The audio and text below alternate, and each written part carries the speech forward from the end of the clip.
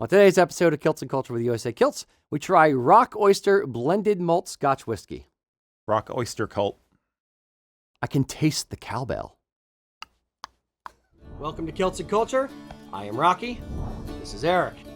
Victorian England had a huge influence on the fashions and styles that were happening in Highland dress in Scotland. Tartan is Scotland's gift to the world, and it is your personal heritage story. Howdy, boys and girls. Welcome to Kilts and Culture. I'm Rocky. This is Erik. Yo. Today, special treat. We have, I had it too far back. Oh, I'm going to break my knee doing this. Come on, show business. I know. All right. Today, special treat. We have Rock Oyster, blended Scotch malt whiskey, malt Scotch whiskey, something like that. Robert Barnowski, customer, slash fan of the show, sent us a bottle of whiskey, and of course we are obliged to taste it. So. We all but your humble servants. Yes, indeed. As long as you give us alcohol. I don't know if I can get this thing open. Speaking of alcohol. Shouldn't have had that earlier. No. All right. You didn't. You I lie. know. Energy drinks, yes. Ooh, blub, blub, blub, blub, blub. That is some pale freaking... It looks like white wine. Yes, I was going to say the same thing. Wow. Like, I don't know wines, but it looks very... It looks like clam juice. Go figure. Do we not that much? Are oysters aren't clams. They're not the same species. I'm just making a mess. Here you go. Sorry about that. I was trying to give some to Mr. Mac. Oh, and speaking of the devil, and he shall appear. Hey. It's a hike around there. It Hello. is. It's all kinds of wires and Yes. booby traps. Yeah, we hired a What are new you talking editor, so about, we Mac? have more cables now. We are just in the living room of one of our homes. Can't you tell? Oh, this that's isn't the right. studio. This is your basement. Yes. Indeed. Yep. So while you are there, what tartan are you wearing today, Mac? This one right here, this would be Stewart Hunting Ancient. Very nice, very pretty. Very good. All right. Very Stewarty. Erik, what do you have on today? MacPherson Modern, because nice bright colors for Easter time. Yeah. You wearing that today inspired me. I went a little kind of Eastery-ish with mine. I did the Stewart Stewart Royal Weathered Tartan. Has that, salmon-y kind of Salmon. in there. Yeah, indeed. Goes with the oysters. Yes, indeed. All the oysters. And exit stage left. Yeah. And away he goes. Yeah, I can't do that. Yeah. Who's the character? Snagglepuss. Thank you. Yes. Exit stage right. Right. Yes. All right. Exit stage right. To exit stage right. We are showing our age. All right. They're classics. I don't know if he's allowed on TV anymore. I know. All right. So we're going to try the Rock Oyster blended Scotch and blended malt Scotch whiskey. The splendid Scotch. Again, splendid. We'll see if it's splendid in a second. It is very light in color. Well, there is no color added, so I can tell. See, here's my concern. Here's my theory, and correct me out there if I'm wrong, or agree with me if I'm right, I guess. The color in whiskeys is often imparted by the barrel and the wood and that kind of thing. Yes. So Yes. when it's lighter like this, and the age, so when it's lighter like this, I'm concerned about the age. It may just be, it's a Does it say 12. what? Yeah, it's Rock Oyster 12, and by 12 we mean days. No, I'm only 3.5 years old. it doesn't have a year on here. It's just Does it say what barrels it was aged in? Notes? No. Mac has the notes for it. It doesn't have anything on the bottle. Okay. yeah, and I don't have anything in my notes that say anything about that either. Because, it's not... We are just opening it, so yell at us if you must. But we're trying to, air it out a little bit, let it gas I'll off. tell you what, when Mac was coming over here, when you were pouring, you just handed me, I got this... Woof. It was definitely off-gassing. Yeah. We try to do that to let some of aggressive the alcohol burn kind of off of it. If you let a scotch or a whiskey sit for about 10 minutes, it kind of mellows out a touch. So, spinning it and sloshing it around kind of helps with that. A little drop of water will help with that as well. Makes you look cool at parties, too. Glad you said that, because you know what?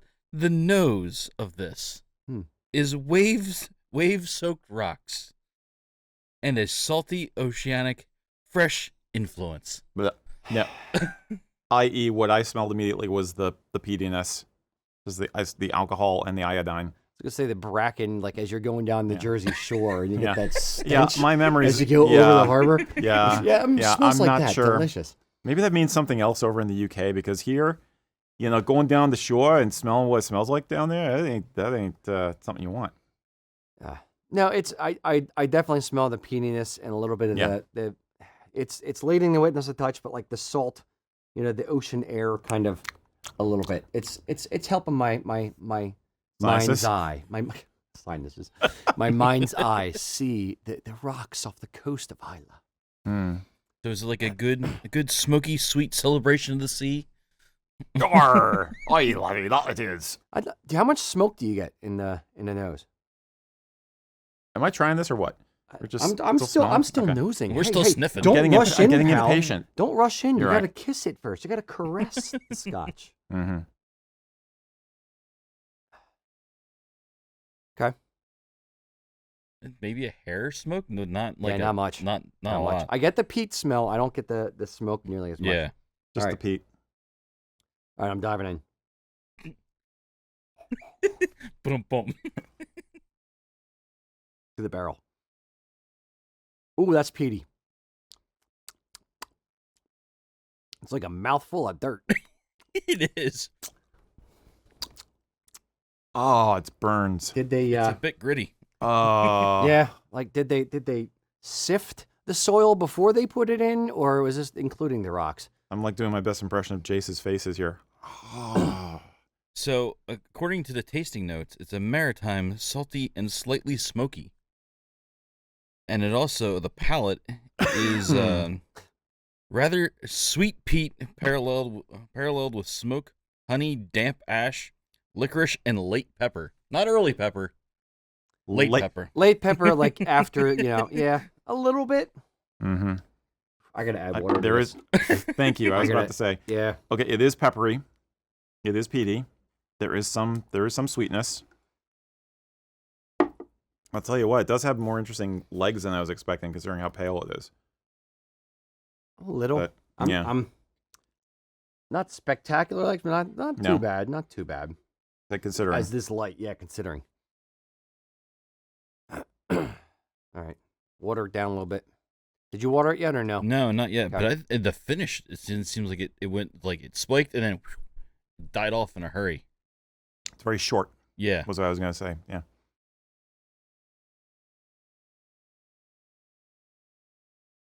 Yeah, I'm getting like none of the honey.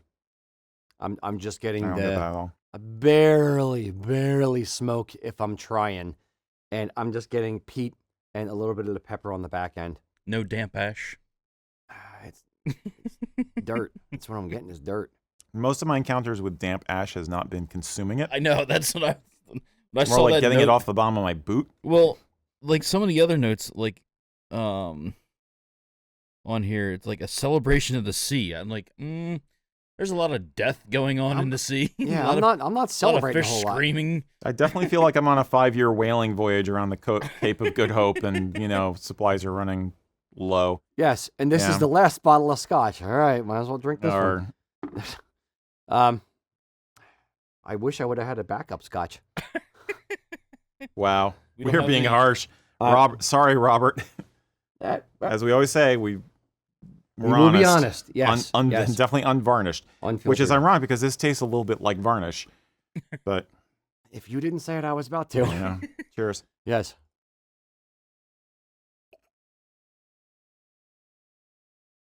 Water definitely cut that bite out of it. Yeah. It's Yeah. definitely better with It's more. it's more palatable, but it's still not that palatable. Yeah, it's I don't know, And I'm gonna say this. It's gotta be a young scotch. It's gotta be young. Like it has to be. Yeah. It's as now we did just open it, so we're still getting that, the alcohol burn kind of thing out of it a little bit, but it tastes it doesn't taste smooth like a 16-year, 18-year kind of like comparing like Lagavulin, not Lagavulin, Lafroig 10 to Lafroig 18. Like you taste how much smoother the longer it rests in the barrel kind of thing. Mm-hmm. So it's definitely a younger one. Yeah. As I'm guessing blended tend to be. So it's but- blended. Yeah.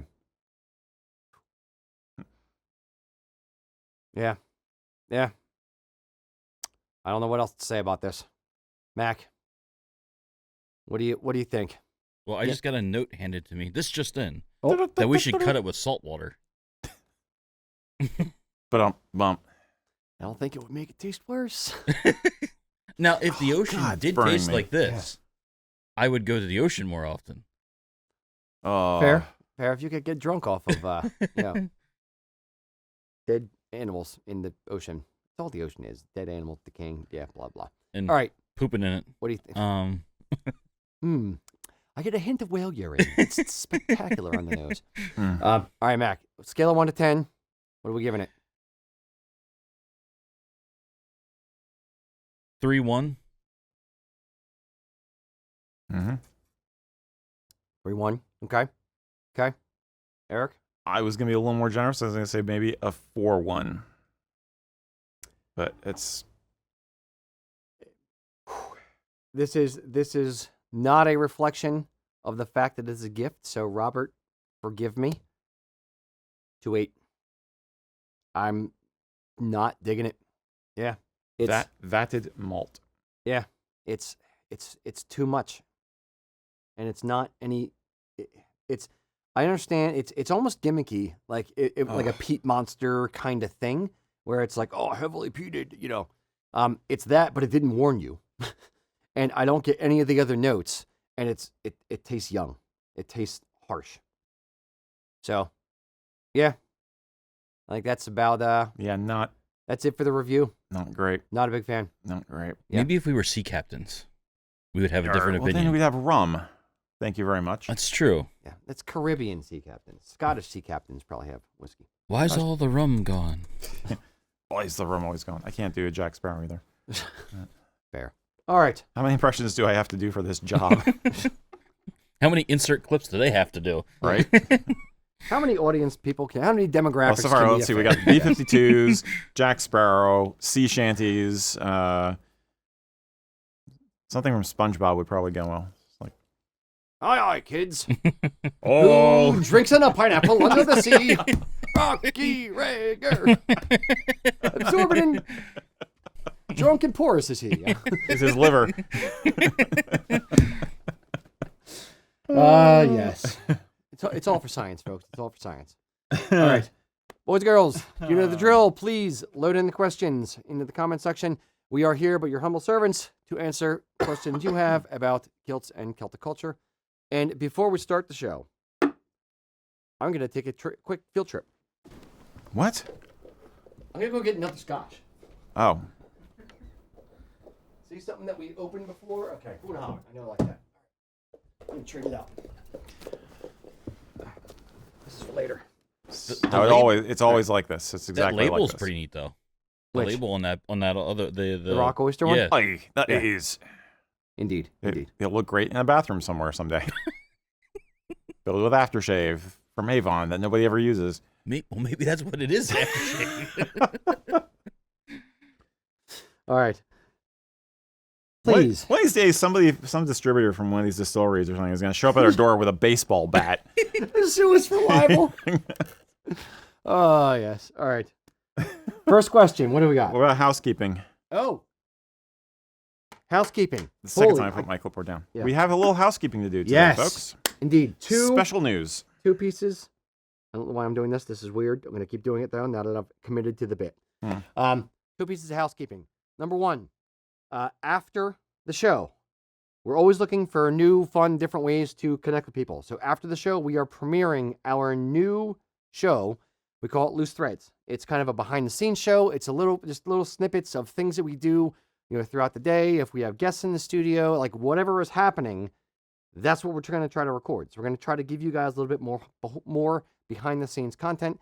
Literally 5 minutes after this show, 5:05, we are going to be premiering that show. So stick around. As soon as the show is done on YouTube, tune in, watch Correct. it. We want to know what you think. So spoiler alert, that's going to be the question of the day as well, is I want to know what you think of that. If my thing works, it will also go live at the same time on Facebook. Okay. However, you'll probably have a better viewing experience on YouTube.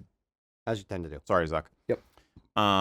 Yeah, TikTok folks, sorry, but you know where to go. Yep. It's kind of a slice of life kind of a thing. Yes.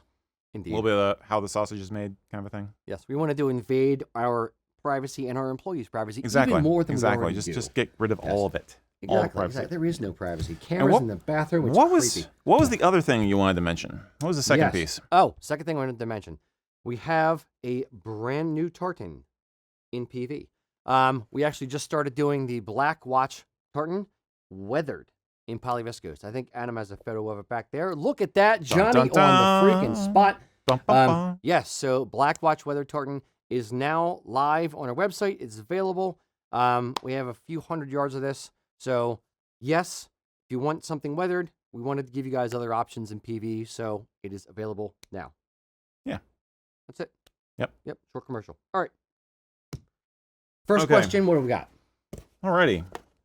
We're in a jolly mood, so this first one actually is a happy occasion. Our friend from up north, Peter J. Hutchinson. Santa? No, the other friend from up north. Peter J. Hutchinson says, I'm getting married in 6 months and will be having a piper play me and my groomsmen in at the beginning of the ceremony. What songs, traditional or non-traditional, would be good options? Okay. I happen to know that Peter is a fellow Klingon fan, so kapwa and all that. Okay, so good question. Good songs, traditional and non-traditional. Okay. I have a sort of a cop-out trick answer for this, but you go first. Okay. The classic Highland or the classic kilt related wedding song is Highland Cathedral. That's a really good one. A lot of bagpipers know that particular song. It's great with the bagpipe band because there's a spot where they all kind of come in together. But even as a solo piper, that's a really good one.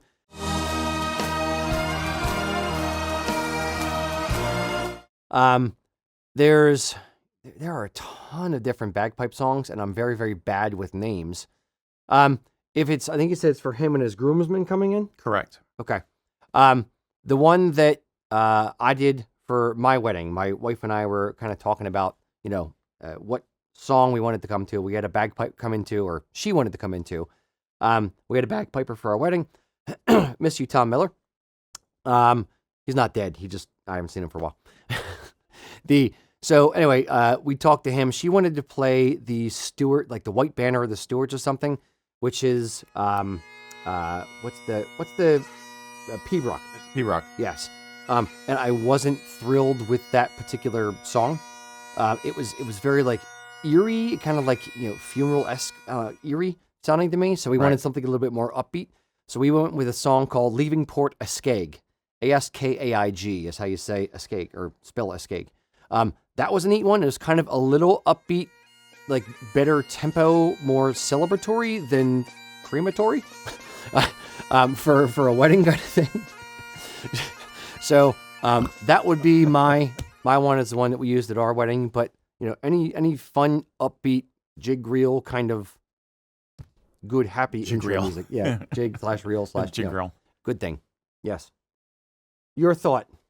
My thought is, since you said non-traditional tune, you actually, here's the secret is you could basically use any tune, almost any song you want, as long as it is a simple enough melody that the pipes can handle it. You only have 9 notes, I think, like 9 notes for a bagpipe. I think so. So you can't change octaves. So you basically need it to be a simple enough melody that it's going to sound good. So I would not recommend something like, Harder, Better, Faster by Daft Punk, but you might be able to get away with a folk song that you just happen to like. Any folk song will work, and a simpler tune could work. So I would think about it in 2 ways. Like do something traditional, like you said, for coming into the ceremony with the groomsmen, and then pick something fun and contemporary for when you guys enter the reception. So you can actually get 2 bites of the apple and you get 2 different vibes on the same day, and it can be a lot of fun that way. Yes. Because I couldn't make up my mind as to a tune, that I think would be the right energy for groomsmen to come up. Yeah, I would say for now. Okay, let's go weird about it, because that's what we do. What would you say for coming into the reception? Something fun, upbeat, Celtic-y, with a Celtic twist. For coming into the reception. Well, since Pete is a Trekkie, I'd probably do the next gen theme, which I think maybe that would work on the pipes.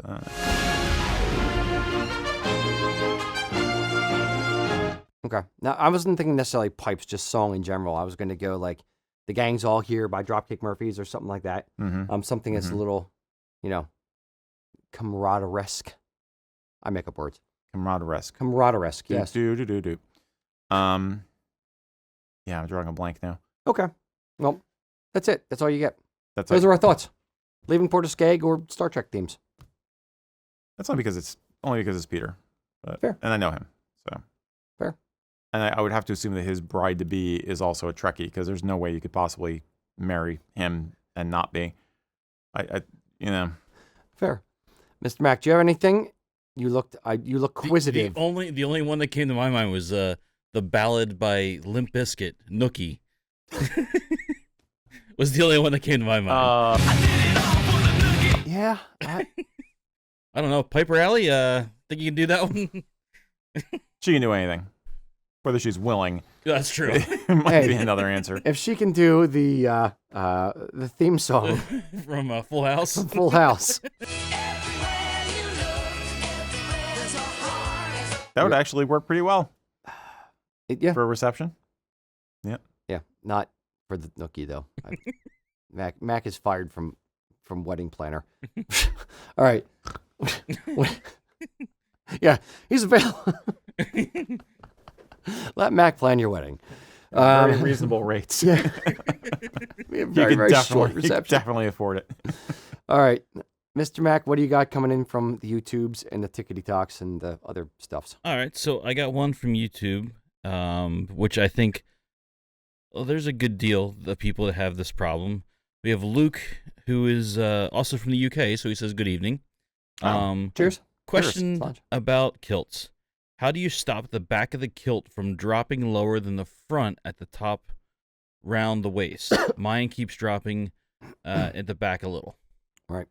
I'm assuming that our friend here, he has a problem with the kilt dropping in the back, and essentially that is because the weight of the kilt. If you're wearing an 8-yard kilt, you have 6 yards of fabric in the back and 2 yards of fabric in the front. Right. So the weight leans towards the back a little bit. And different guys have different problems with the kilt shifting back or shifting forward for some guys. If it's shifting to the back and dropping down in the back, it probably means you suffer from what we affectionately call no-acetol disease, where your kilt, you have no rear end to help hold the kilt up. In that instance, my suggestions are essentially twofold. Either one, you wear the kilt tighter, which will help it. It's basically just by the force of it staying on by the buckles and straps cinched around your belly. That would help it potentially stay up a little bit. Option B, which I hate to offer, but I'll say it anyway because it'll work if you have a vest on, is wear a pair of suspenders or braces for those in the UK.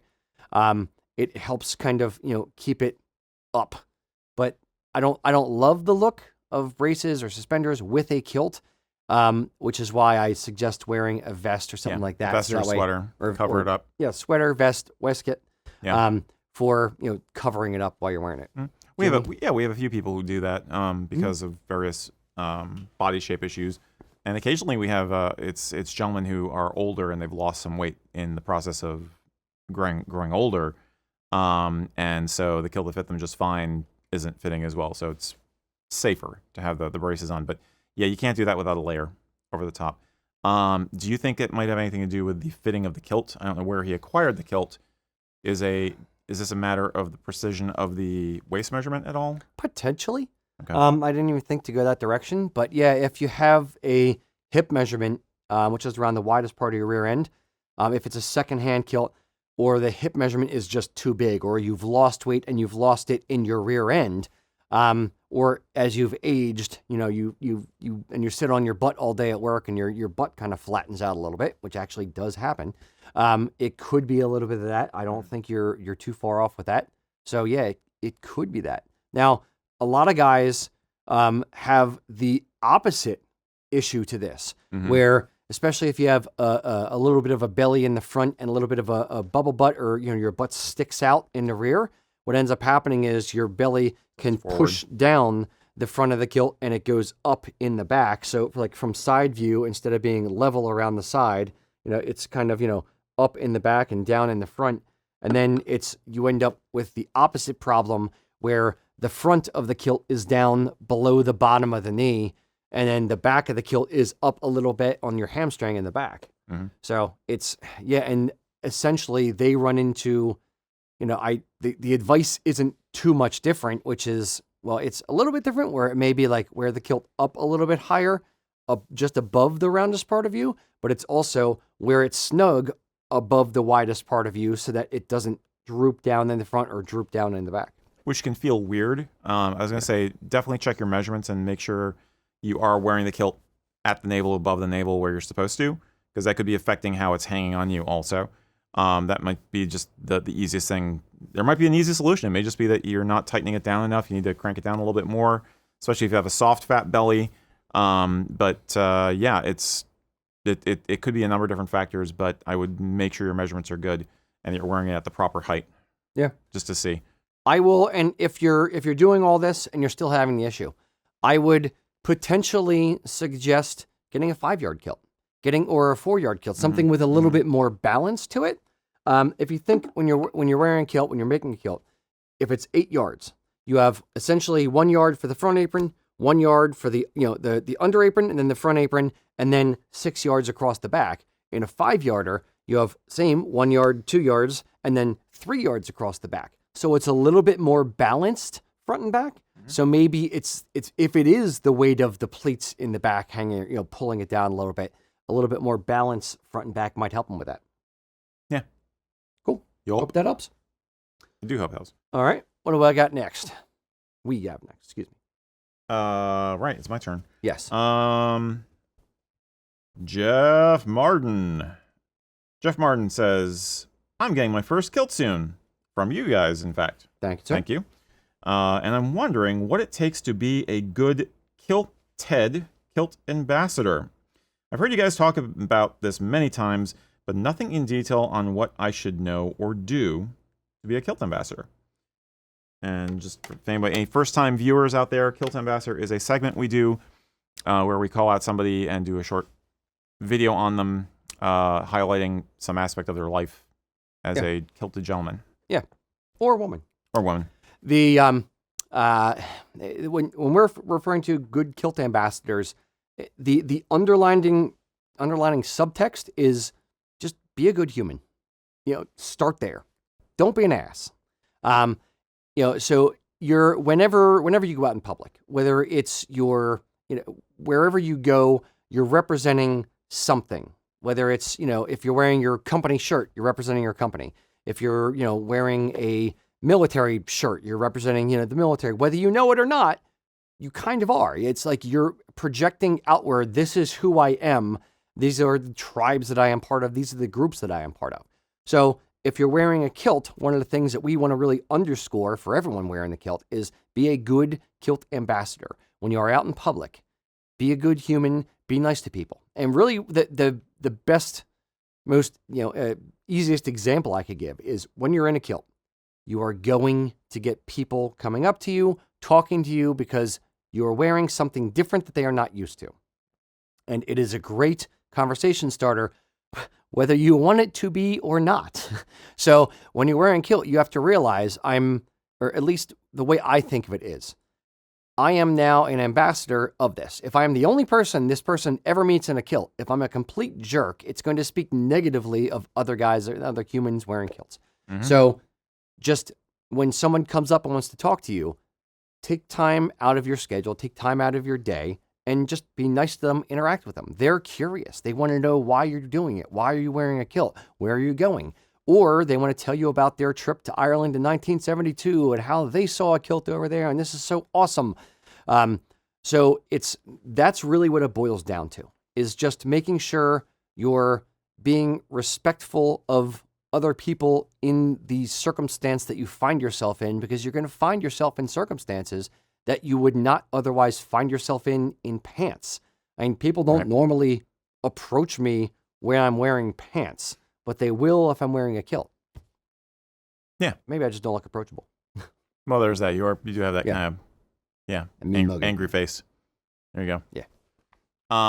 Yeah. I mean, the corollary I would offer, that's basically it. But the corollary, Not coronary. not coronary, I would offer is that there's all kinds of different walks of life and different personalities and who get into wearing the kilt for different reasons.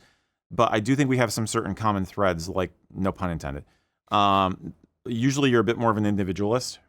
Yep. A bit adventurous. Interested in trying to, get more out of life. Just treat life as an adventure.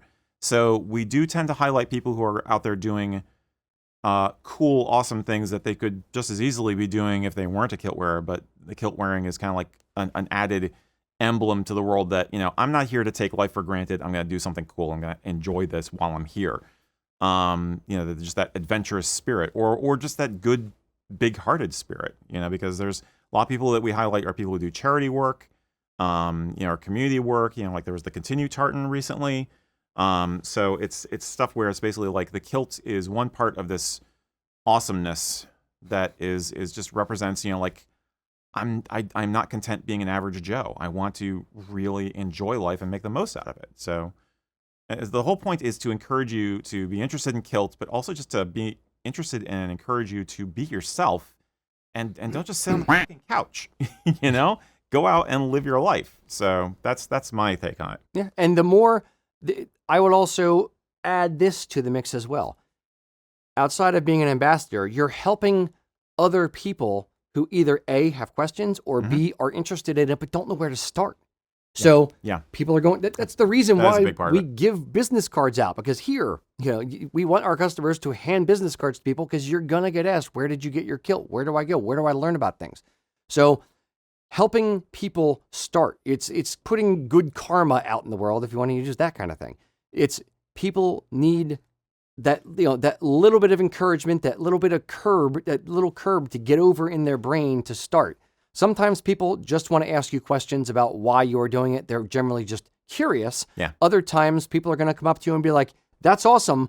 I've always wanted to wear a kilt. I didn't have the guts. How did you get into it? How did you start? Where do I go? I have all these questions.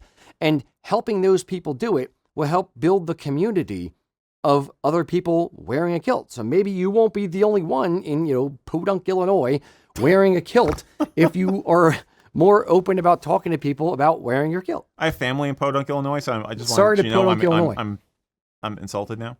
I was going to go Podunk, I think it's funny you mentioned the business cards after all that. It's like, by the way, here, buy it from these guys. No, because it's not from an aspect of promoting I don't care whether you give our business cards or somebody else's. It's they need to know where to start. It's a punch card, yes. Punch card from Rita's Ices.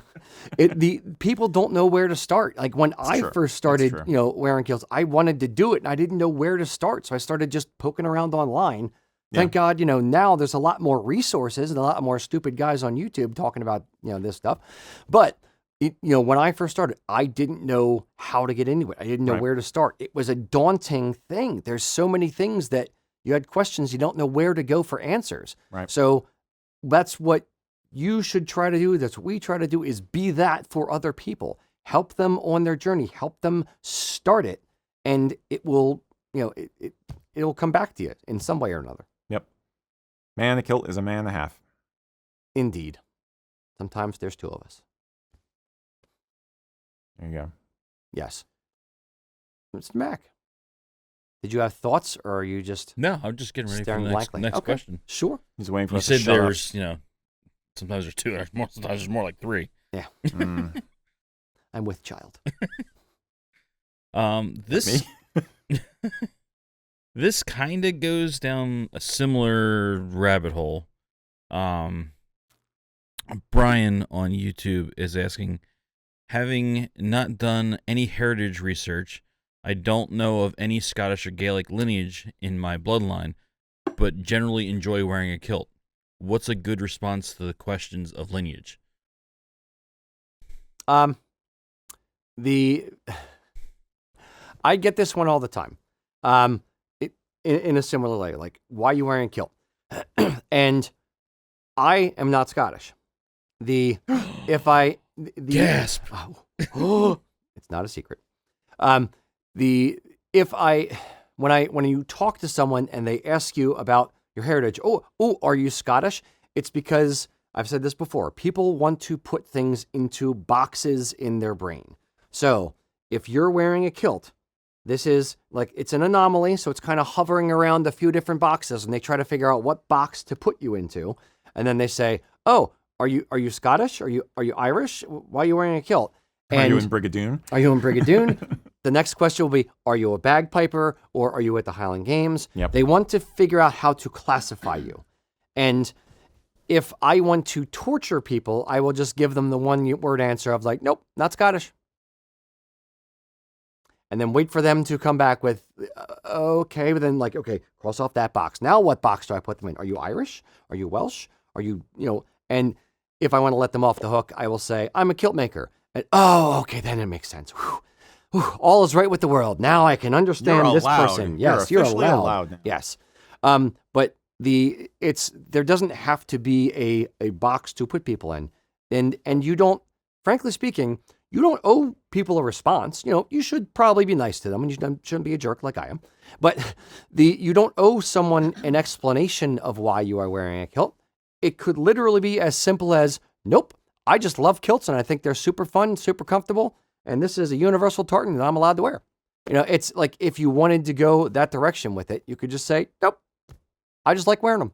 Mm-hmm. And that is really all the explanation that should be required. Yeah, but sometimes they don't like that. And sometimes you will run into people who are going to be jerks about it. My one example is I was at a public gardens once. My wife and I were there for like a Christmas thing. And I was wearing a kilt, and this guy from England, asked me if I was Scottish. I was like, no, I'm an American, and I, mostly Norwegian, actually. And he was like, oh, you're not Scottish, and you're wearing a kilt. Oh, and he just pretty much followed us out of the gardens that night. He was like, I think this guy, he thinks he's Scottish. He thinks he's Scottish. He's wearing a kilt. Oh, and I was just like, piss off, dude. So you will occasionally run into jerks, and you just kind of just have to decide to take the moral high ground and have a Coke and a smile. Bless your heart. But but honestly, you can. It depends on how much psychic energy you want to spend in the moment. Do you want to explain? Look, tartan is Scotland's gift to the world. Lots of people wear kilts. I'm a big fan of the culture. I respect the heritage and the history. Blah blah blah blah. Or you can keep it simple. Choose your moment. Choose your battles and don't lose any sleep over it, because some people will just be like, conversely, like we were saying about ambassadors, there are some people who are like, oh, I love kilts, but I'm not Scottish. I didn't think I could wear one. You're saying I could, and you'd be like, yeah, you totally can. As long as, say it with me, you're a respectful student of the culture. Yep. So that's what that's about. Pretty much. Yeah. You can't always satisfy them because you're not going to fit into their easy boxes. And that's just the way life is sometimes. And I would also say you don't need to. Yeah. Choose your battles. Yeah. And if you're wearing a kilt, you obviously have the confidence to go out in public wearing a kilt. You do not need their approval, their disapproval. It shouldn't matter. It is the anger is a gift you can leave with the other person. If they get, uppity about something, be like, cool, have a good day, bro. Pretty much. And just let them be angry about it. And who cares? Let that live with them and just go about your day. And sometimes there's the jealousy factor. You're doing something that they don't have the guts to do. Yeah. They're assuming they would never do something that wasn't within the box. So when you say you're not in the box, they're just like, you're stronger than I am. That makes me scared. Yeah. Or you could come up with a witty comeback now and again. Like if you're right. Your English guy comes in and gives you the crap. He's like, I get it now. What? I know why the Scots hate you English now. I get it. You're assholes. It just clicked. But you got to be quick with that kind of stuff. Yeah. I mean, I do have Scottish ancestry, but it's not the bulk of my family tree. Yeah. And sometimes you can say that. Just saying it's like, well, I'm part Scottish, and I really freaking love the culture. But anyway, we're shaggy dogging here. But indeed. Yeah. Good luck. Mr. Mac. Enjoy your day. That was you So Erik, that's how was him. short-term my memory is. Yep.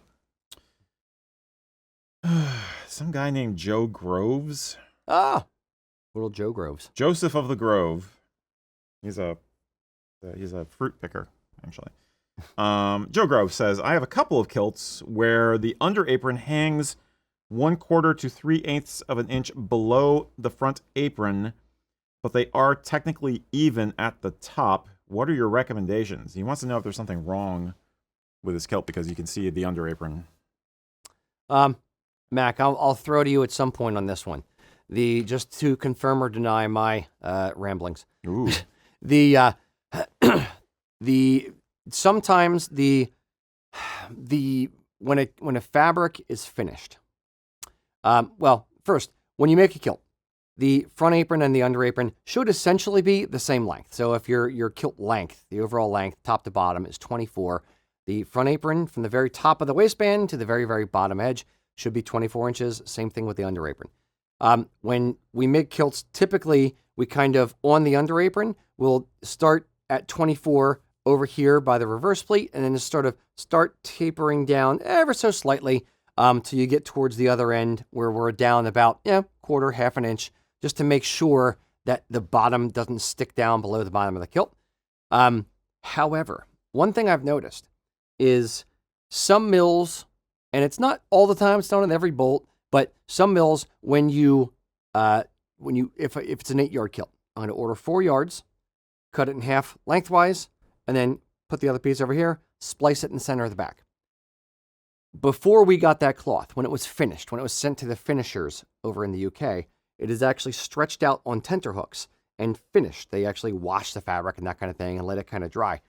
One problem is that occasionally it'll be a little bit longer on one end of the bolt than on the other half, or on one side of the bolt than on the other side of the bolt. So let's say if the bolt is 60 inches wide, for easy math, the zero end through 30 and a half or 31 is the dead center, and then 29 and a half or 29 through 60 on the other end is the other side. So when you cut that and splice it, it may be one part is a touch longer, like the front half maybe a touch shorter than the back half or something like that. It depends on how the fabric is finished or how it's woven. So once in a while, we'll get a piece through like that, and we try to catch it and make sure that we're using the slightly longer piece on the front half of the kilt, or we're stretching out the fabric as best we can as kilt makers to make sure that it's, even the entire way around. Mac, is this something that you've experienced in your kilt making travels as well? Oh yeah, there's one mill in particular that has a hair in it. Should we name names? I don't know if we should name names, but don't anyway, name names. Let's be nice. It will be nice. We'll be nice today. Okay. Well, kind of already hinted at it, it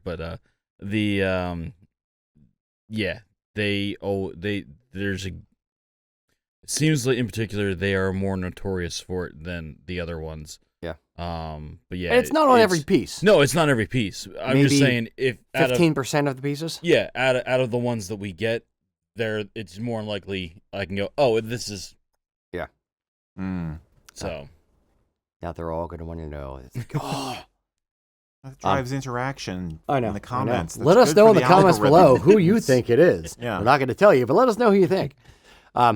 Yeah, it's something that, kilt makers kind of have to work around. It's something that I actually say there's 2 mills. Another one. Yeah, we deal with more of a bacon edge with them. Yes, exactly. Yeah, that's fair. Yeah, it's. I got Erik thinking. Yeah. Kilt makers. We are the last stop, because it's our name on the kilt, not the mill's name necessarily. So it is up to us to make sure it passes muster, and we're either fixing what they have screwed up, or if it's real bad, hey, yeah, you sent us a piece of cloth, piece of crap, you got to come pick this up, send me another one. We had that the other day where the warp threads and the weft threads were a different shade of green. Oh, yeah, that was beautiful. It was like ancient green this way and modern green this way. What? Oh, yeah. And they sent it to you? They shipped it? Oh, yeah. Nobody caught it? Nope. And I just called them up and was like, yeah, wow. here's a picture. I'm not passing this along to a customer. you're going to have to credit me for this. And like, oh, our whole bolt's like that. Great. I'll get it from somewhere else. Creates a great 3D effect, though. I was about to say, it's Yeah. Now, for a limited time. Yeah. Now, there's things happen. And it's up to the kilt makers to try to, guard against those things. Because once the kilt is made, it's on us. What you're saying is, we're the last in line. Indeed. We'll know for the first time if it's crooked or in line. We're the last in line. What? No Dio fans out there? No. I didn't know where you were Showing going. my age. See, I wasn't going to say anything. It's a vintage heavy metal reference. Don't worry about it. Fair. No, I was never a Dio fan for metal. I was more Shut like your mouth. Testament, Slayer, Anthrax, Metallica, Prong. Yeah, Prong was good. Helmet was kind of a good one. It wasn't really metal, Helmet? but was Really? good. Oh yeah, dude, I loved Helmet. Really? I felt like they were one hit wonder, but whatever. Well, a lot of their songs sounded the same, but here's what it was.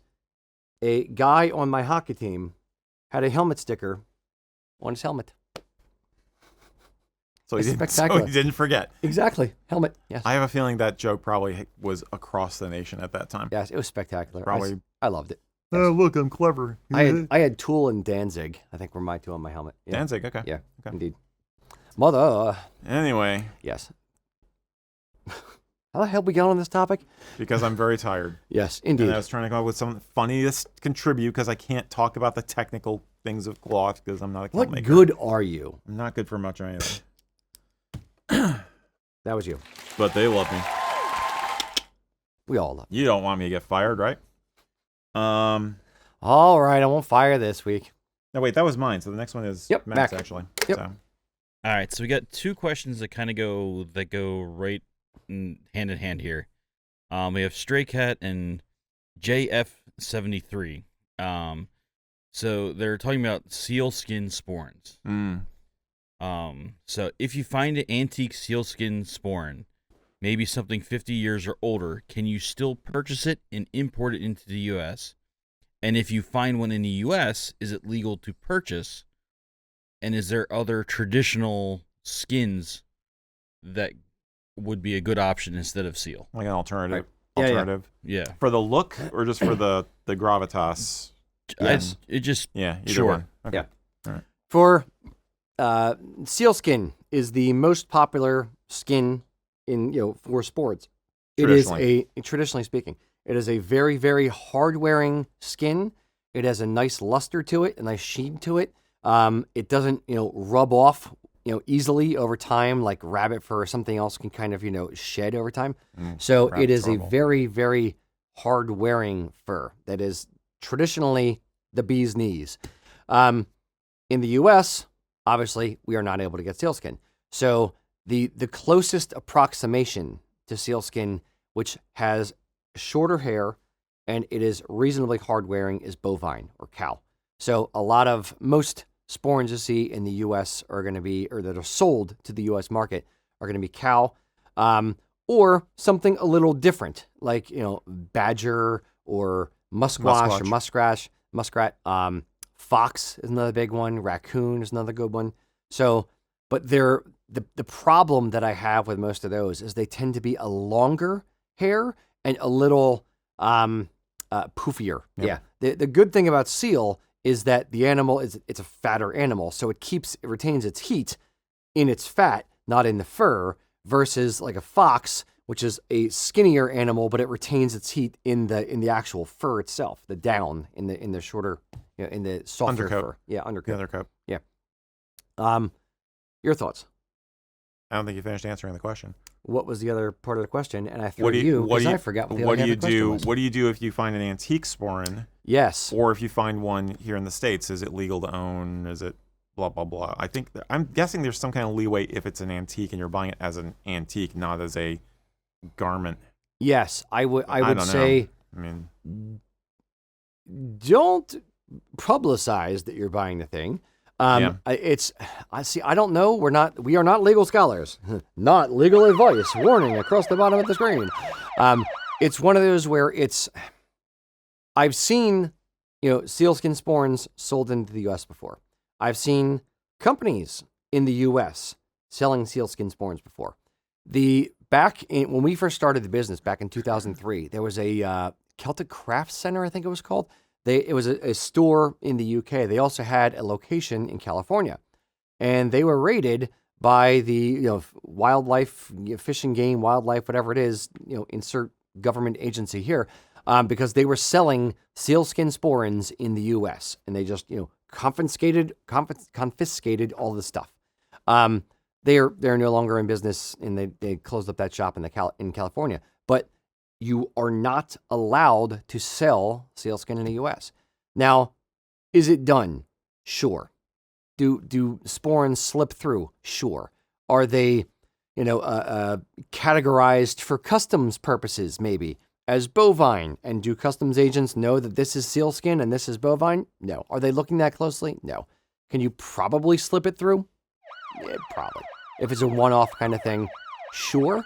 I'm not going to risk it. I don't want to have stuff confiscated. But it is technically illegal to buy sealskin stuff in the U.S.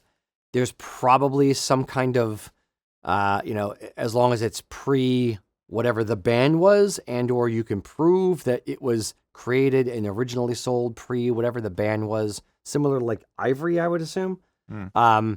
Or like antique firearms from like pre-1898 or whatever the weird year is. Almost having some sort of like certificate with it that's stating that on there in some way. Yeah, you might be able to do something. Another like weird one, our sporran maker over in the UK, Greg, bought a tiger skin rug at an estate sale that was made, and he had the provenance of it. So he made tiger skin sporrans, but it was from a rug from like 1903 or something. So there are kind of potentially ways around the thing, but not easy necessarily. Mm-hmm. Yep. Well, I know they changed the laws a few years ago to make sure that indigenous peoples who were hunting got their fair due for the pelt, and the pelts each pelt now has like a serial number saying yes, it was hunted by so and such a date. Yeah. So they're trying to cut out black market materials and stuff that way over there. That was. I don't think that has a bearing on what we're talking about, but no, because U.S. is still illegal. Yeah, it's just a fact. No, but what you're referring to is where we actually ran into a problem as well was there was sealskin sporrans have been a thing for a long time, and then in the late 2000s, early 2010s, there was a ban in the EU on sealskin, period, where it was legal. And there was a huge pushback and a huge lobby from indigenous peoples in Canada basically saying, this is our livelihood. Like, we survive by getting seals and selling the pelts and selling, the parts of the animal. So you're killing us. So what ended up happening was there was kind of a little, okay, you guys are allowed to do it, but we need a serial number. So each seal that is harvested is essentially given a serial number, and you have to trace that all the way through the process. So it was repealed, I want to say like 5 or 6 years later.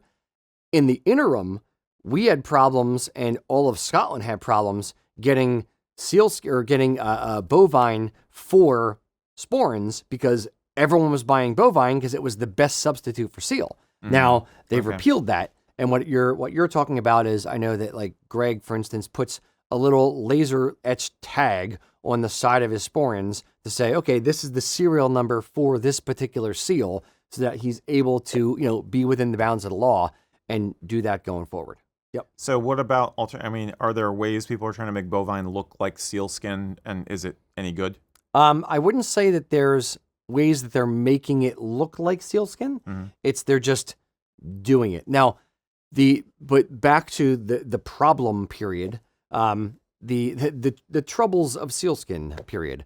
What ended up happening was there's not that many gray cows. Gray is by far the best color look for sporrans, because A, it matches anything. B, it's the closest look to sealskin because most sealskins kind of got a gray hue to it.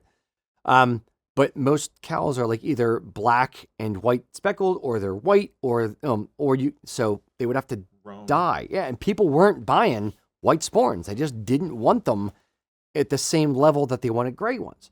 So there was what ended up happening was the industry was getting very creative, and they would either just dye the cows, the bovine, black, but not everyone wanted a black sporran. A lot of people wanted gray. So certain companies took to dyeing their white bovine gray, but it looked like primer. It didn't look great. It kind of it was very flat, where seal has like a luster to it and a shine. The bovine that was coming out, it looked battleship gray was the color that they called it. And it wasn't really good, so it didn't take off. A lot of companies started playing around with like fake fur. So they went to the fashion industry, and they were getting like fake bear or fake fox and things like that. I actually, my wedding sporran was a fake wolf sporran, or gray wolf. So it would have been around 2008, 2009. If I'm thinking about my wedding date, is when this ban went into effect. Yeah. Now we've gotten, seal in the past, like way, way, way back when we first started. We were ordering sporrans and not stating, "Hey, we need bovine because we're in the U.S." And we would occasionally get seal sporrans in, and we're like, "We're not supposed to have this. What do we do? Scoob, I'm scared." But you're not allowed.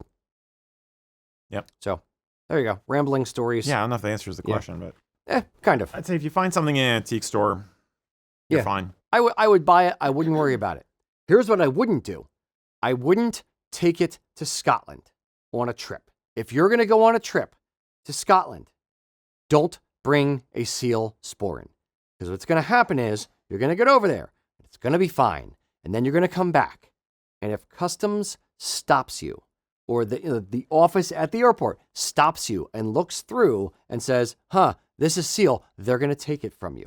So if you're an American, leave your seal, and you happen to have a sealskin sporran, leave it at home if you travel. Get a cheaper bovine one, or go buy one over there, and worst case scenario, mail it back to yourself. So that way you can get one over there and mail it back. And, if you want to lie to customs and send it through, I'm not going to tell. But that's how I would do it. Leave the seal sporran at home. Oh. Indeed. Yes. Billy Joel. We didn't start the sealskin. It was always burning. Oh. All right. James J. Walker. So J.J. Walker. That's awesome. Dynamite. Okay. Dynamite. James J. Walker says, "Hey, I got a question here for you. How do you all at USAK Kilts recommend treating your leather goods? Is there a preferred product?" And this is one of those things where your mileage will vary. Everybody's got an opinion on this, but what would you say? My treatment of leather goods. Let's go pre 2 months ago and now. My treatment of leather goods pre 2 months ago was, I hope it survives.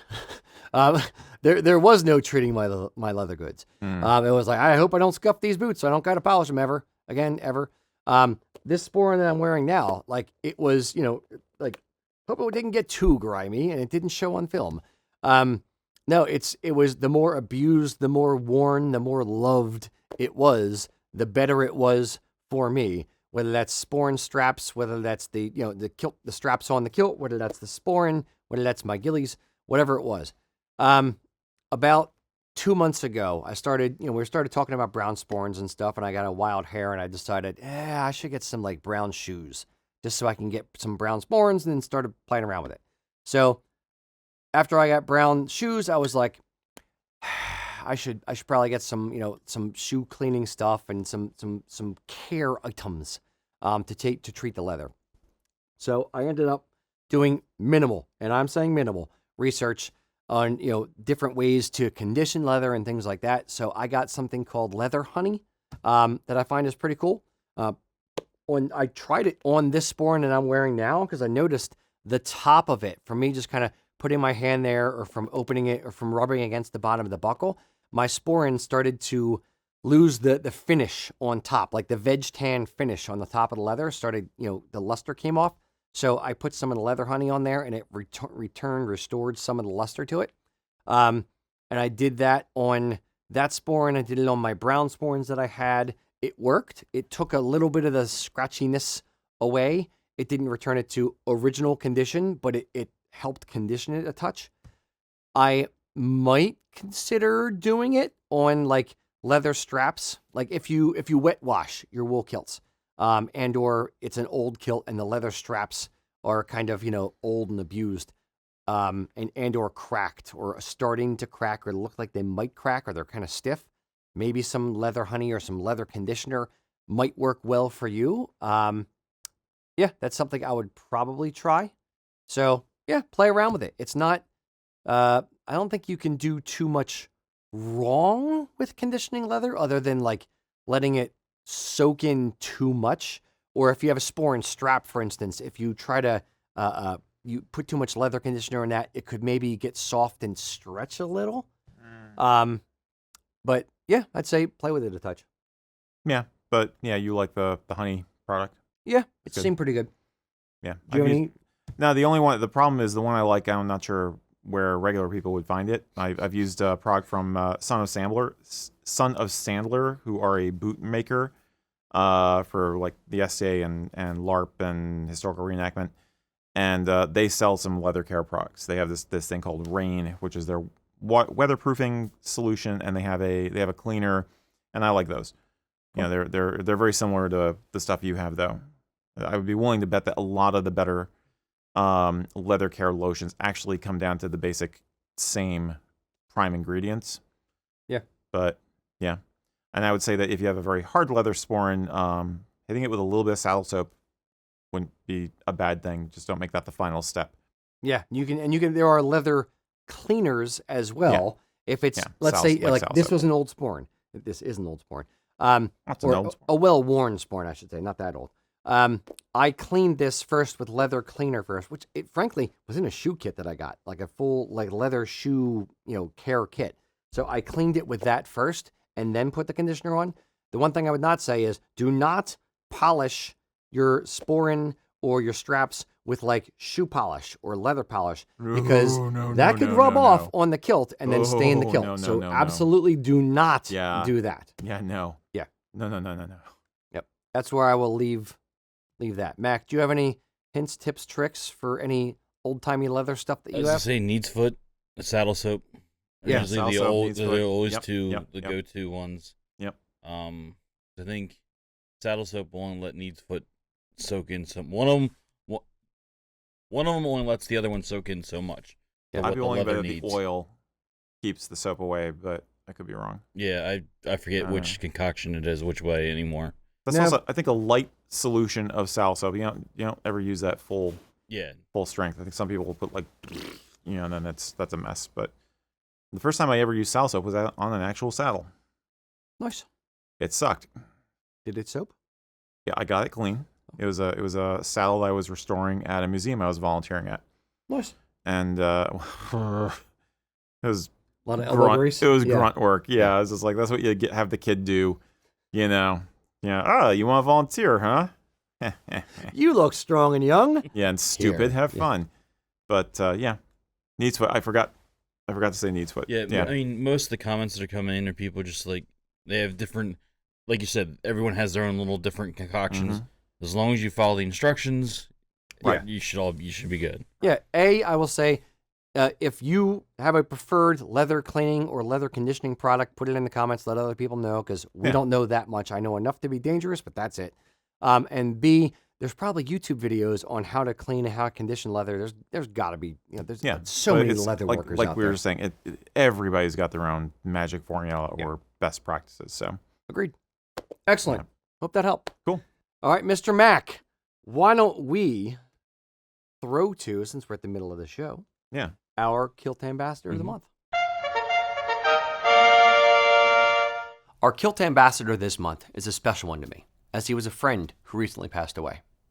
He was a longtime kilt wearer, a dedicated community builder, a veteran, and a friend of everyone who had the pleasure of meeting him. Jeffrey Withnell. Jeff was a Marine and a Vietnam War vet.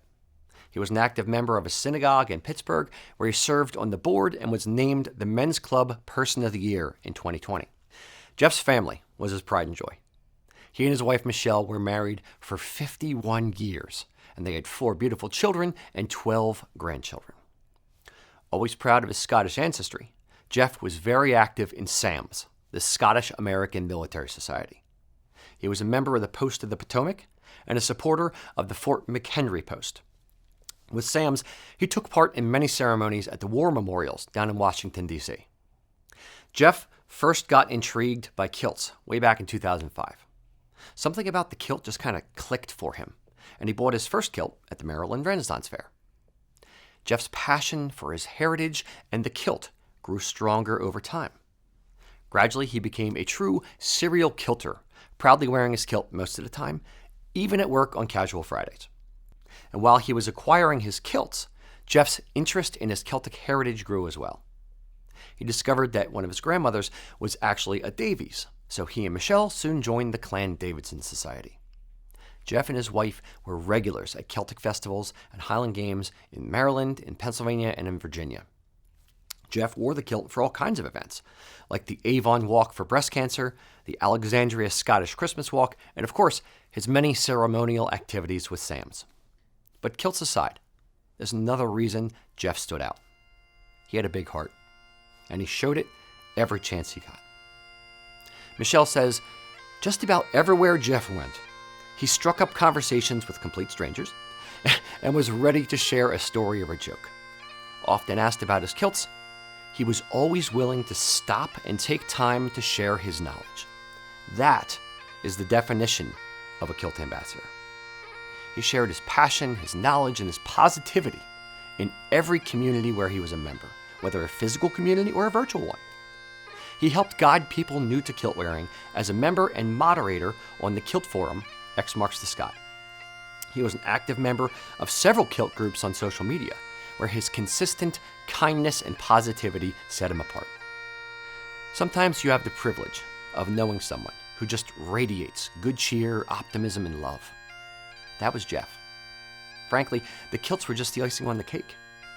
Jeff was not only a good kilt ambassador, he was an ambassador of goodwill. And we could all learn a lot from how he lived his life. I tip my cap to our Kilt Ambassador of the Month, Jeff Withnell. Here's to our good friend Jeff. May he rest in peace. Yep. Jeff was an awesome, awesome guy. I remember him from, multiple festivals, coming to our, celebration parties here for when we put the second story on. Yep. He's just, he talked to everybody and he just exuded, just fun and happiness. He had a laugh. It was great. He was a great guy. Yeah, no, I always enjoyed the conversations I had with him. Which is mostly Celtic Classic. The best conversation I had with him, I think, was at the new reopening celebration when he and his wife came down.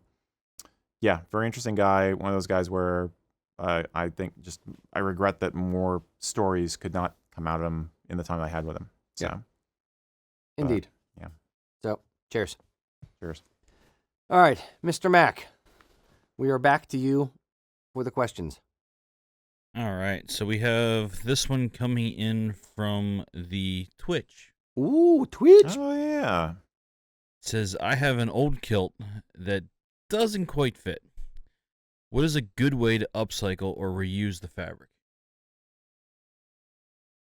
Old kilt that doesn't quite fit. How to upcycle the maybe fabric. That quite fit is a little bit more than just quite fit. It just doesn't doesn't really fit at all. Upcycle? How do you upcycle? I would recycle. Sell it. Yeah. Give it to somebody who's just getting started and could use a kilt. Yeah. I am a large proponent of don't let kilts that no longer fit you languish in the closet unless you plan on losing weight. So you have your heavy kilt and you have your light kilt. Right. I am for, pushing it forward. So the way I think about, recycling kilts is put it on eBay. Let's say you paid $500 for a kilt. It's a nice 8-yard wool kilt. You can probably recoup half of that. So you probably get $200, $250 if it's in good condition. selling it on eBay. You can put that money towards a new kilt that would fit you better. You're passing on something to someone who's, needing a deal on a kilt. And, you're putting more karma, more good juju out in the world by getting more people into wearing kilts. That said, upcycle a kilt. I don't know. Because If it's really small, you could put it around your head and wear it like one of those King Tut headdresses. yeah. No, I'm thinking What? you're. I just had this image of just like the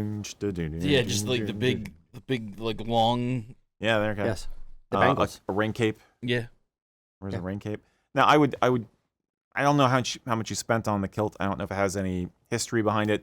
I've known people who have kilts that they've saved because they have memories wrapped in it, like it was something they wore when they were in the service or in a band or in a wedding, and they'll actually hang it on the wall. We have one downstairs. We have the Scruffy's kilt down the one changing room. So you could turn it into a piece of wall art. I've seen them put into a frame or something with like some weapons, like a targe and a sword, something like that, just because it looks cool. Get that Highland vibe in your pub, in your basement, If you want to get more radical, you could try unstitching it and use the cloth to make something else out of. And we've had people who are crafty use pieces of kilt fabric for quilting or, other home goods or, things like that. Stockings, extremely durable. Yeah. Santa stocking. There are things you can do with it if you are completely prepared to dismantle it and cut it up. But this is actually where I was going to go with next. That's a good segue. If you have an 8-yard kilt, 98% of the time, 99% of the time, the inside of the upper portions of the pleats are actually scalloped out. So you're going to, if you unstitch an 8-yard kilt, take out every single pleat and stretch it all the way out, you're going to have a bunch of U's at the top of the kilt. And those typically, let's say the kilt's 24 inches, the cut out U's will go down 7 inches or so. So you're going to have, in a 24-inch length, you're going to have only, what's 24 minus 7? My math is failing me right now. 15 inches. No, 17 inches. Yes, 17 inches-ish of fabric from the bottom of those cutouts to the bottom of the kilt. So if you're planning on, unstitching the whole thing and stitching it back together or doing something with a full 8 yards at 24 inches, you're not going to get that. You'll get the front apron. You'll get the reverse pleat, or the deep pleat on the edge of the front apron, which will typically be, reasonably deep. You'll get the under apron and a little bit of fabric there at the full 24 inches, but not the entire thing.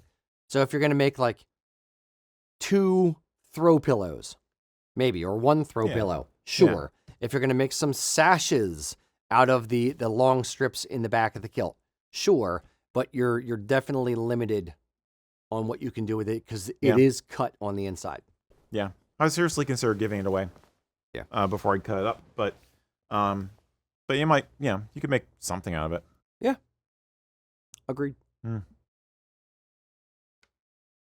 All right, what do we got? I'm going to switch over to Bunnahabhain. Bunnahabhain. Oh, you hadn't switched over? I thought you'd already switched over. No, that was coffee. I'm now drinking coffee. So now the bottle from the back wall is coming into play. Yep. Boom. I didn't have my. Oh, there was a little bit left in there. Boom. Would you like some? Oh, geez, you can still have a lot left. I got this rocket fuel. Rocket fuel, pretty much. It's still burning my esophagus, man. Much better. Rub it in, why don't you? I will. Not in my kilt, though. Bastard. Yeah. All right. This question is from Micah. I'm a trans woman who is also a huge fan of kilt wearing. However, I don't like the traditional length of kilted skirts, and the thought of wearing a short mini kilt also makes me uncomfortable. I know the kilt is traditionally a men's garment, but what can you suggest for options to add a bit of feminine flair to an outfit? So this is sort of a switcheroo on some of our usual advice. Yeah. I will let you start with this one. Okay. Why don't you go into think for a second. The other flair parts of the outfit? Yeah, I think that's the key word. How many pieces of flair do you have on today? We really Erik? need to talk about your flair. Yeah, I don't think you have enough flair. We need to talk about your flair. I got more than you. I know. I got 4 pieces of flair. I'm repping the company, yo. Necklace might count as 5. Exactly. Okay, so seriously, usually when we're talking about guys wearing a kilt for the first time, my advice is to try and tone down the rest of the outfit and to allow the kilt to do the talking, as I put it, because it is unusual in most of American society. It is very eye-catching, and it is often very colorful. And so the sporran and the kilt around it form a center of attention, and it's like, that's the boom, that's the impact you're going to have. So keep the rest of the outfit relatively simple is my usual advice. Like, I always recommend black t-shirts and stuff, just something plain rather than a printed shirt. So if I were going to try and do something, if I was going to try and feminize a man's kilt, and for the record, we have a lot of women who are wearing men's kilts these days. Not everybody is as concerned about the aesthetic of the length as they used to be. It's still very, very much the case that there is a certain length which is considered the masculine length as opposed to feminine lengths, because there's more than one. But we do have a lot of women who wear a man's length kilt, and even complete construction. So anyway, if you want to feminize it, I would say basically do kind of the opposite of what some of the guys do. I would say more accessories, play around with other aspects of the outfit, like have a more feminine looking top. Consider wearing stockings instead of like kilt hose or not. More feminine type shoes. Either maybe forego wearing the sporran, or do what some gals do, which is wear a smaller sporran or wear the sporran off to the side, to kind of reduce the Centeredness. centeredness. The attention to the crotch. Thank you. I was trying to think of an elegant way to say it. I'm not elegant. Things like that, basically. Kind of like imagine a nice outfit with any old skirt and then put the kilt in place and then do the color coordination you would anyway. Yeah, I've heard you say before that, for a man, the kilt is the centerpiece of the outfit and everything else kind of is built around it. I have in where fact said that. Women are building more of a cohesive outfit, and you can accessorize in different ways. So what you just said kind of leans into that same thing of not really just focusing on the kilt, but focusing on what the other parts that you're wearing. Yeah. I would kind of say this, to the point you kind of alluded to earlier as well. A man wears a kilt to the knee, period. Men don't wear kilts below the knee. Men don't wear kilts much above the knee. Right. It's to the knee. It is a masculine look. So you can't say, I want a feminine look by wearing the kilt to the knee and trying to force, a square peg in a round hole. It doesn't work quite that way.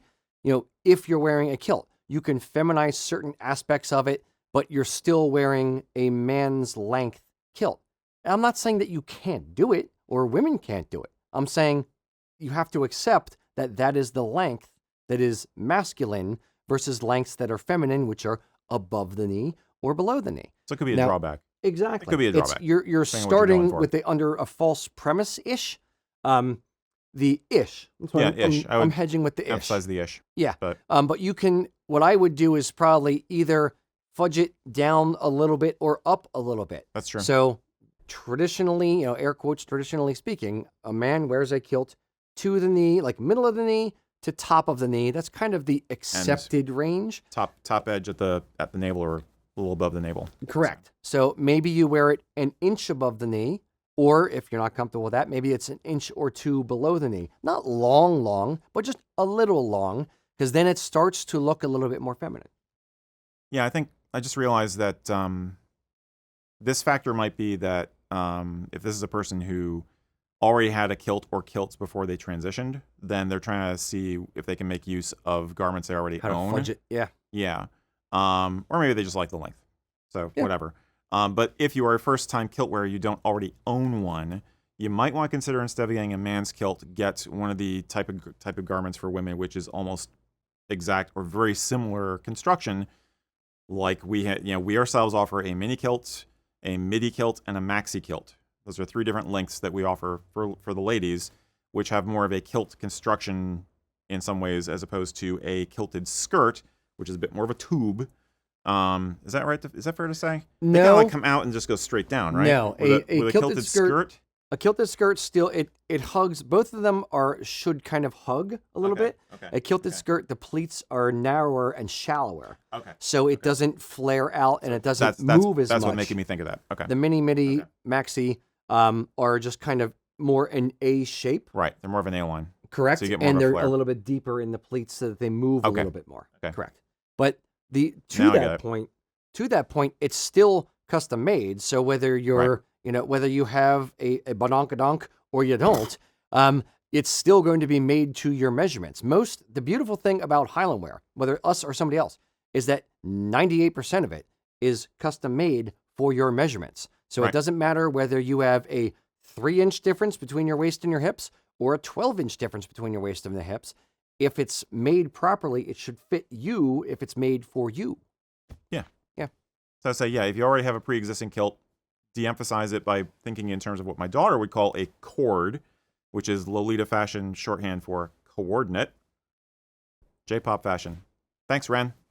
And if you don't already own a kilt, consider some of the other options, because there's a lot more variety now than there used to be. And I don't know about other people, but I know that our the midis are PV and the maxis are They're all PV and they're all wool.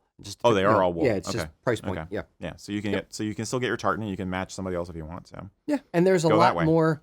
There's a lot more fashiony type stuff that is coming out with tartan things.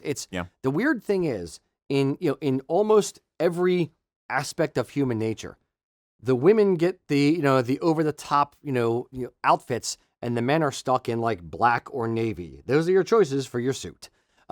In Highland wear, the men are the peacocks, and the women typically have less options. So, however, I think there's a bit of a pushback against changing that. A lot. Exactly, and I think there's a little bit of a pushback against it, and women want to sort of play with it a little bit more now as well. To meld the fashion and the history, and the fashion and their heritage by I don't want a kilted skirt, but I want to wear an A-line skirt, or I want to wear a longer mini-kilt, or I want to wear this, or I want to wear that. With tartan, help me do that. Yeah. So I think there's more and more stuff like that is going to come to the fore in the next few years. Absolutely. I mean, and the fashion trends of the youths. Did you say utes? Yeah, 2 utes. What is a ute? Are bearing that out because, like I've said before, and I've mentioned this on the website, for all you gals who are looking for stuff, trying to speak your language here, trying to meet you halfway. The two popular styles right now, cottagecore and dark academia, both use skirts like we're talking about, and there isn't as much tartan in them. That's only because there hasn't been as much Celtic stuff added to Angle that at it, vibe, but it's totally made for it. So women are getting into fogey retro fashion just as much as guys are. So the bottom line is this rising tide of looking at old styles is raising all boats. Raising all tartans? Raising all tartans, raising all bog boats, So yeah, no, that's basically it. Absolutely. And like I always say, if you're new to this, take your time. Yep. You can build your confidence and try different outfits, at home. Play with it. Look for photos until, online. Yeah. See what you like. See what fits your, suits your fancy and what doesn't. Yep. There are other, let's say they haven't gotten any kilts so far, and they're coming. They want to go down that road. They're still debating on where they want to land as far as if they want to do something a midi or a kilted skirt or a shorter 5-yard or something like that. Is there other accessories potentially they should look at?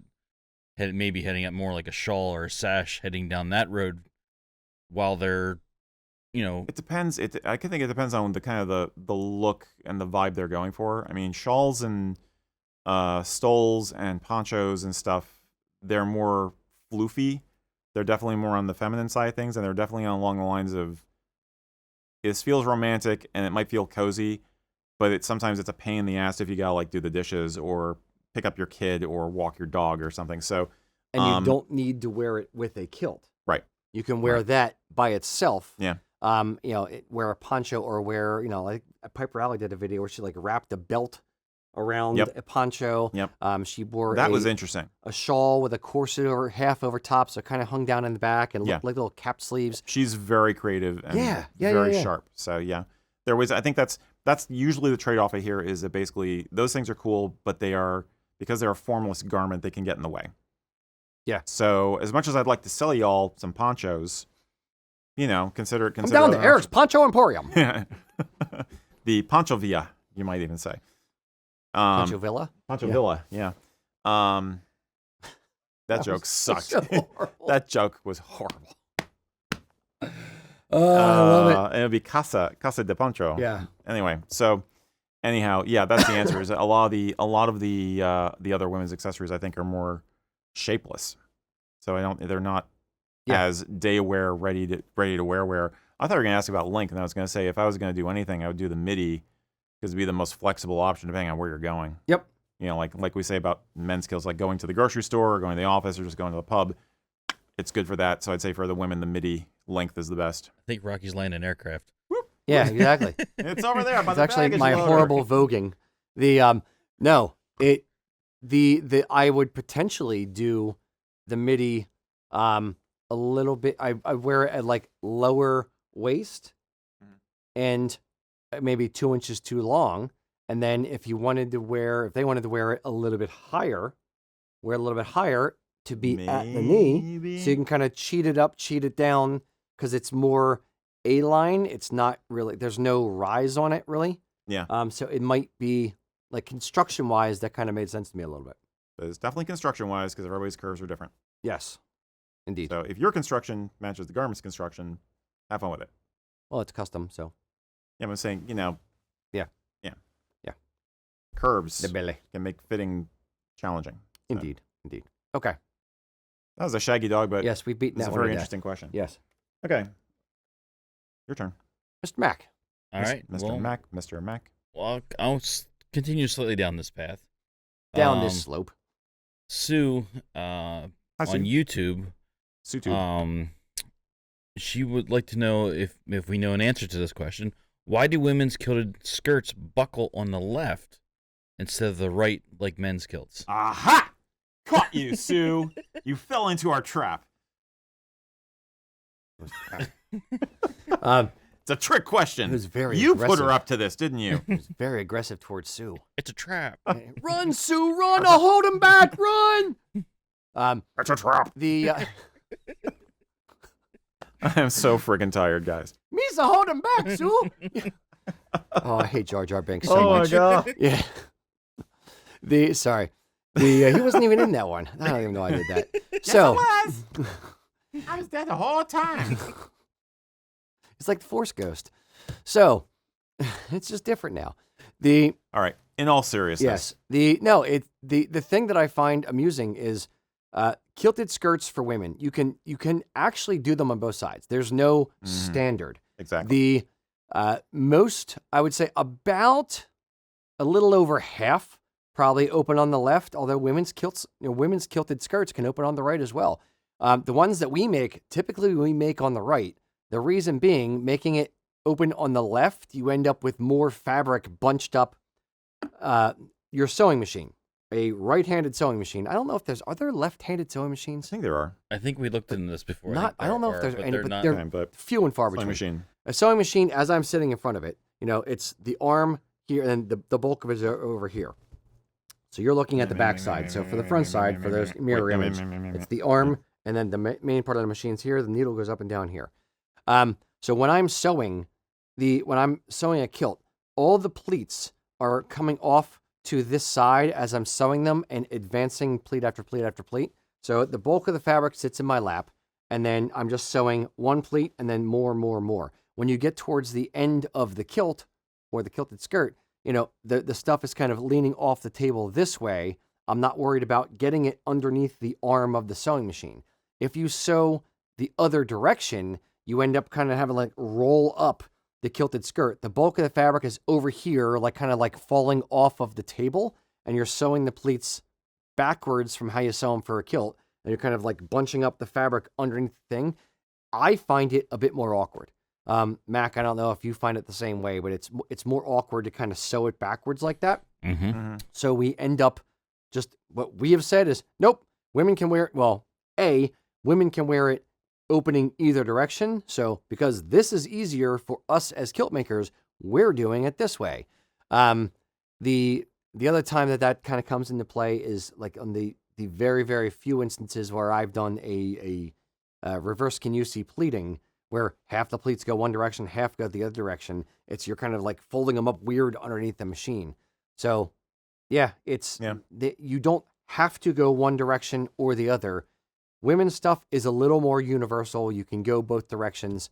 Men's kilt, I've even heard, are like if you're in Scotland, 50, 100 years ago, were a little bit universal from the fact that they would, if the front apron got destroyed, they would just reverse the aprons to save the garment. That makes a lot of sense. It's not really done that much. So maybe like 0.25% of kilts might have the apron going the other direction.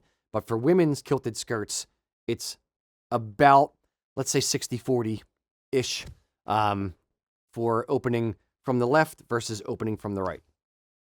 Yeah, I can't perceive that there's any real advantage to it either way. Nope.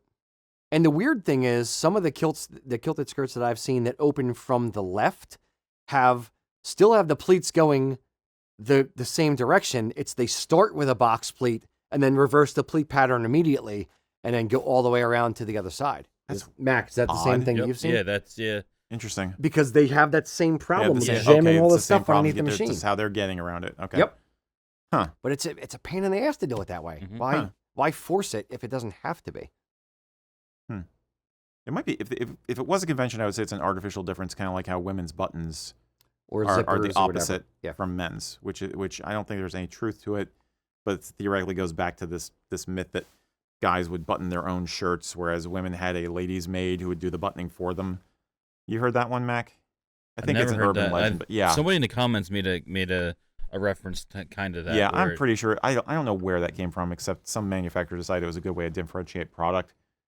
But the myth, if I'm wrong, somebody who's a fashion history nerd tell me. There's but reasons the whole idea that like your shirt is like that because you're buttoning your own shirt, whereas women had a maid to do it for them. Zippers. You never heard of a valet, dude? You never? Yeah. I have a valet. Don't you have a valet? Sorry, Deed. Just hold on, sir. Zippers go the opposite direction as well. And I have a jacket from, it's a Mountain Hardware, is the British brand that has a store and thing. Yep. Yes, it is a British brand. And the zipper is on the other side. And it drives me freaking nuts every time I try to put that jacket on. But again, that's an American. I know, it's UK an American thing. versus UK thing. Yeah. It's like the toilets. Their Yeah, toilets. Spinning going one way. Yep. and Yeah, that's Australia. Yep. Yeah. Oh. Do the toilets go backwards in here? No. To combat homesickness, we've installed a device that makes them swirl the correct American way. They've had their toilets upside down in the UK. Well, if you're on Greenwich Mean Time, you're at the median, then or just goes straight down. It just vacuum sucks down. Yeah. Like one of the tubes at the bank. Oh, that's at the equator. I'm sorry, it's at the equator. It just goes straight down. No swirlies. No, I'm picturing somebody getting stuck on a toilet. Like, oh, it hurts, stop! The vacuum got me. I'm like an airplane. Everyone's scared of that. Yeah.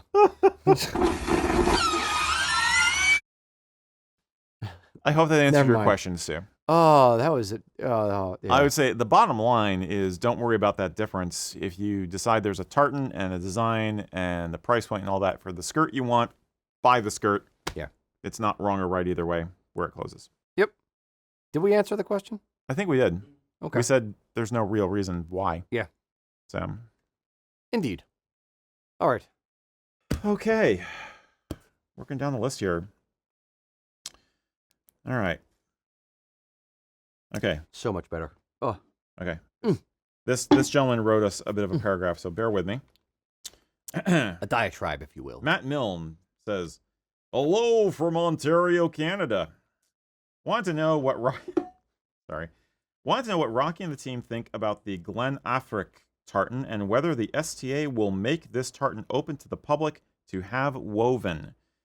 Also, if they do you think they will try to analyze what the original colors would have looked like before being buried in peat for hundreds of years? So exciting to hear that we now have a new oldest tartan fabric remnant. Cheers, and thanks for all the amazing knowledge you share with us. Elijah. Thank you, Matt. Yeah, thank you. Kind words. And yeah, this is the hottest news in the kilting world in the past 10 years or whatever. It's just like there was a piece of tartan that was found in a peat bog that was gifted to the Scottish Tartans Authority years and years and years ago, and it just kind of sat with the STA. And recently they had it analyzed for carbon dating kind of thing, and they found out that it actually is like 500-ish years old, which makes it now the oldest known piece of Scottish tartan. So, and they had it, I think, cleaned and stuff recently to try to take some of the staining from the peat bog out of it. Mm-hmm. So it's kind of like this creamy looking piece of cloth with a bit of stripes in it. And you can tell that there was different colors in it. They did do a bit of analysis, and they believe that it was like green and red and black and a few different colors. I don't know exactly what the colors were within it yet, and like in what sequence, in what order, and that kind of thing. I did reach out to one of the mills, and I kind of spoke to them because a lot of people have been contacting us saying like, hey, is this going to be available? Yeah. Or are any of the mills going to weave it? Are you guys going to weave it? Can I get my hands on this thing? I think someone will do it. There's enough people interested in it that we started talking to one of the mills saying like, hey, would this be a possibility? And what knowledge do we have? What knowledge is available that we can get a very close, reasonable approximation of what it would have looked like? I don't want something that's just going to be like, yeah, sure, this is what it looked like, just buy it kind of thing. I would want it to be, reasonably authentic looking. Like the Culloden tartan? Yeah, the Culloden tartan's an example where like the colors were interpreted, shall we say, and it's kind of off from what it actually was. But we started speaking to the mills about potentially doing something. So I would say watch this space. Now, will the STA release it? It's in discussions with Bill from House of Edgar. I said, do you think we could have access to either if someone actually does a thread count, or can we approximate a thread count based on the set size, based on the colors, based on the actual a close-up image, which frankly wouldn't be difficult to recreate. What Bill said was, look, the cloth is 500 years old. If there was any copyright on it, he's dead. It's okay. So, like, this is no slight to the Scottish Tartans Authority or to any of the historians or anything like that. There would be no copyright on it because it's just a piece of cloth that was found, quasi recently, like within the last 20, 30, 40 years, from 500 years ago. So there is no copyright in that. There are no restrictions on it. The question becomes, what were the colors in it? How close of a recreation to it do we think we could actually get? Mm-hmm. And then is there an interest in it from the general public to have something recreated? And how does that process work, as far as bringing it forth for public, so to speak? Is there any sense of that it looks very similar to any other known or common tartans? Has anybody speculated like, oh wow, it looks a lot like the Macduff tartan? I mean, I haven't heard any speculation as far as that's concerned. Okay. Mainly because it just looks cream. Like you could tell what was black, and you can tell that there's like two or a few shades of like cream, like what has essentially been left as a creamy color. And I'm using this phrase very, very loosely. You could tell that it was different colors, but a lot of it's been washed out. A lot of the dyes are no longer there, but there's hints of it. So if you can get a good enough photo and say, okay, here's, this one, this cream has like a greenish hue. This cream has like a pinkish hue. Mm-hmm. This green or this cream has a bluish hue. Okay, fine. Now we can know essentially where those colors would be within it. But there's no hard and fast released data on, yep, we have confirmed this is the actual thread count. These are the actual colors, this order, and that kind of thing. Not yet, at least. Not yet. Correct. Okay. But we're trying. We're inquiries have been made. Oh yeah. Yeah. Oh yeah. It's pretty freaking awesome. Yeah. I think it's cool. I want one. Yeah. Everybody I've talked to wants one. Yeah. So now it's neat. It's exciting to have something that old come forward, especially something we've actually known about. Well, we haven't. The STA has known about for a longish period of time, and now it's like, oh, this is actually 400 years old. Maybe we should do something with this. So it's awesome. It's news now. It's like, I don't know. It's just cool. Well, I love the history aspect. Yeah, of it. exactly. This is why a minor soapbox is like support museums, support educational institutions, and archiving, because you never know what new research and new facts you can glean from an old artifact. It's vastly important that we preserve these specimens properly, and the digs be done properly, things be documented. We make sure we're not losing more archaeological sites. We make sure that things are being re-examined and assumptions challenged as we go forward. That's science, folks. So, yeah, it's wonderful. This is wonderful. I hope more stuff like this happens. Not only good students of the culture, good stewards of the culture. Oh, yes. Indeed. Oh, yes. Very wise, very wise. I'm not that wise. No, but yes, absolutely. Once this stuff is kind of tossed out because, that's too stained, I don't need this, you'll never be able to get that kind of stuff back. Or there's things that get lost in the archives. Yeah, exactly. Yep. Indeed. Don't be Heinrich Schliemann. Yeah, Heinrich. That's a joke for the archaeology nerds out there. Indeed. Very good. Tell me in the comments if you actually get that joke. All right, Mr. Mac. One quick question. Do you guys know where the location of where that was found originally? No. Besides in a box in the in a box in the back room of the STA. You're welcome. No, it's probably, I know there's been several articles written about it. It's escaping me now. It may be in one of the articles. The only thing that's sticking out in my mind was that it was in a bog and that it's been with the STA for years. So Glen Affric isn't a clue? I mean... Hey, I have a clue. I didn't. Maybe it was found It's called the Glen Affric Tartan. Oh, wait. Was it Chisholm? Yeah. It was found in Glen Affric. Lands which were controlled by the... Correct. Okay. I think Peter... Chisholm clan lands. One of the people that was interviewed about this was either... Peter McDonald was one, and the current director of the STA was another one. Somebody said that it was found on Chisholm lands. Chisholm is how you spell it. How you pronounce it is Chisholm. Chisholm lands in Scotland, in Glen Affric, Scotland. Right. But they are very careful not to say that it is a Chisholm tartan. It was found in lands controlled by them, but it is not. I don't know exactly where the location is. Well, and just because they found it there doesn't mean that it wasn't a possession of somebody who came there from somewhere else. Yep. So the exact provenance of where it was woven, I don't know if we'll ever know. And frankly, 500 years predates most clan-specific tartans. Correct. So, yeah. Well, the reports that I'm getting all of a sudden now from outside that door and here are about 19 to 15 miles west of Loch Ness. So there you go. So it's 19 to 15 tartan. miles. Okay. Yeah, exactly. So maybe this piece actually saw Nessie. Interesting. Or Nessie's grandfather, perhaps. Ooh. I can't imagine handling or being close to a specimen like that, honestly. But I mean, I am one of those people who gets a buzz sometimes from being around certain artifacts, just like the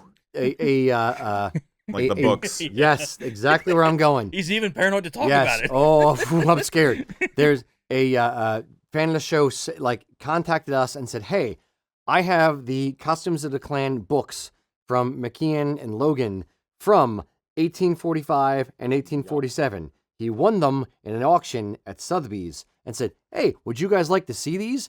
And mailed them to us. He's nuts for doing that, first of all. Mail them. But he mailed them to us, and we got them, and they are beautiful, beautiful books.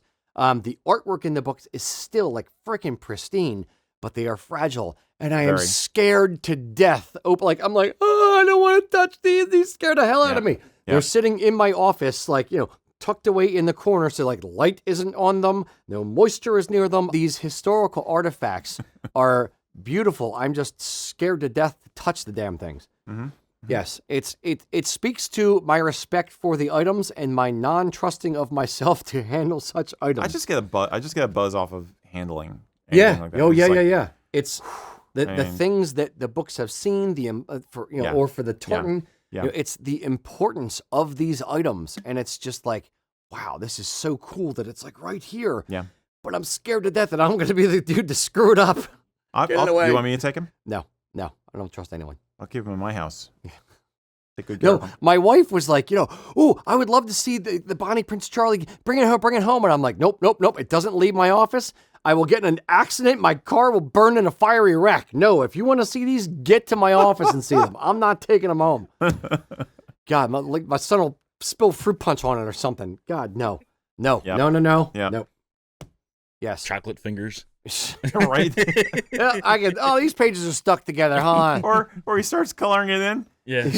Daddy, there's no castle in this picture of the Scottish person, so I put I a need to castle draw a in. sun.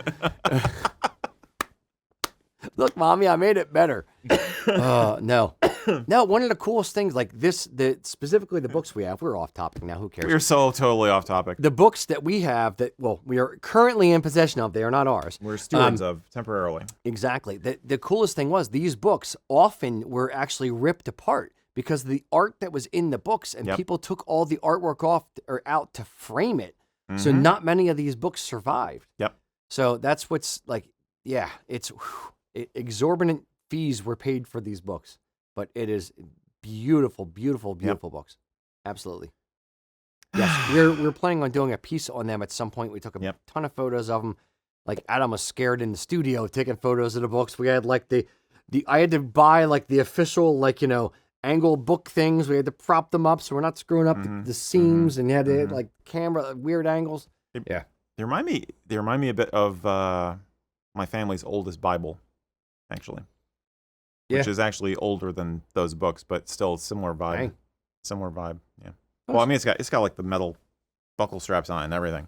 Nice. It's a beast. Nice. But, yeah. Anyhow. All right. Oh wait, it's Rocky's turn. It's Mac's turn. Mm-hmm. It's always my turn. So, speaking of driving in a car, Rich is on YouTube is asking,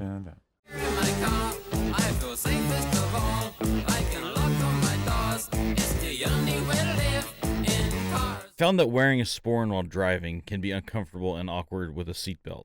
Yeah. Are there any quick release sporran chains or any other options that he could do while he gets in the car? I got 3 right off the top of my dome. 1, sporran strap. If you wear a sporran strap like I have on here, you can just slide it to the side. You don't have to worry about it. 2, take off the damn sporran. Every sporran chain is a quick release because you have a little clippy ring here. Just you have those little tiny clips on the back of the sporran that hook onto the D-rings. Number 1, always clip those away from the kilt. So if they scratch anything, they scratch the back of the sporran. They do not, pick at the front of the kilt. You do not have to, like when I wear a sporran chain, I don't actually adjust the chain and the belt in the back. I do that once, and then I disconnect it from the back of the sporran. I hold the sporran up and out a little bit in front of me, and I just disconnect it. same.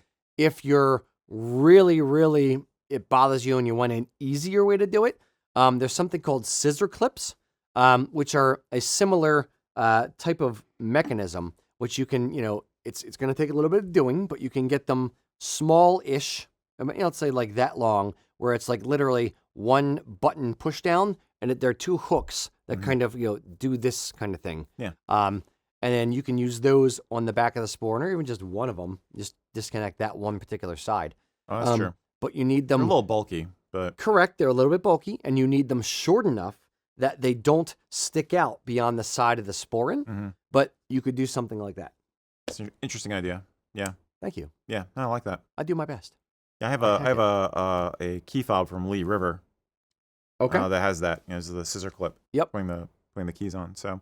Yep. Yeah. That's the official name for it. So if you want to Google it, something like Weaver Leather, I think used to sell them. There's a few that are Tandy Leather. There's another one. They sell scissor clips, but you'll have to figure out a way to get the chain attached to the bottom of it. Honestly, I've never personally had a problem with just undoing the clip from the sporran chain in the front. I mean, that's why I do. Same like you. I learned it from you. Yeah. But I do that with. I learned it by watching you. All right. I almost never adjust the buckle on my sporran chains unless I'm going from wearing the sporran chain with a wool kilt and then go to a PV kilt because there's so much less bulk. You know, I just have to tighten it up a little bit. But your other point, I'm surprised you're not making yet, is sporran chain buckles and car seats. You might want to mention that. Every time we go to a Celtic Classic, there's an announcement. Every time I have my entire 5-person crew get in the car. Boarding announcement. Boarding announcement, exactly. Flip your sporran chain over. What I learned was, when I used to wear my sporran chain and it had the little buckle in the dead center back of the kilt.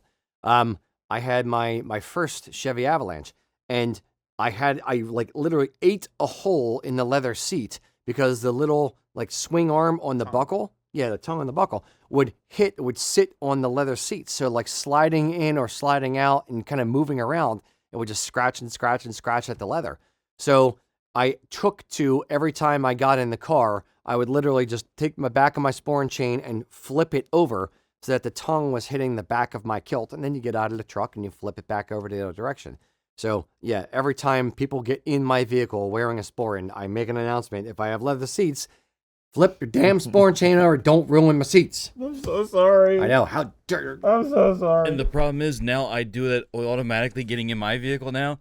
And I don't have, I didn't have leather seats, and I still did it. I'm like, I got to flip it over. Yeah, Don't want Rocky yelling right. at me. Exactly.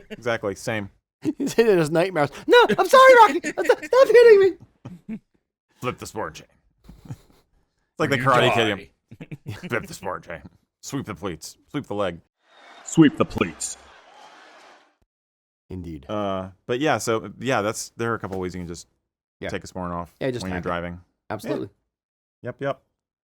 All right. We'll do one more. Remember, folks. Goodness gracious. Quick Look at the reminder time. announcement. It is 4:50 right now. 4:51, according to that clock right there below the camera. Remember, after this show airs, 5:05, we are going to be doing our premiere of Loose Threads. Yes, it's our new shortish form content. I think it's 13 minutes long. It's bite-sized. It's fun. It's fast-paced. Behind-the-scenes type content of all of us here doing random dumb stuff. So stay tuned to YouTube and or Facebook right after the show. Watch our thing. Right. Yes. Fast and the Furriest. And Dak. Exactly. Bite size or fun size? Both. It's more fun size. Well, there might be shorter episodes that are bite sized, but this is more fun size, I think. Fun-sized is bullshit. A fun-sized candy bar is a big candy bar. Not the tiny thing, not 1.5 bites. Fun-size is big. I hate you, Hershey's.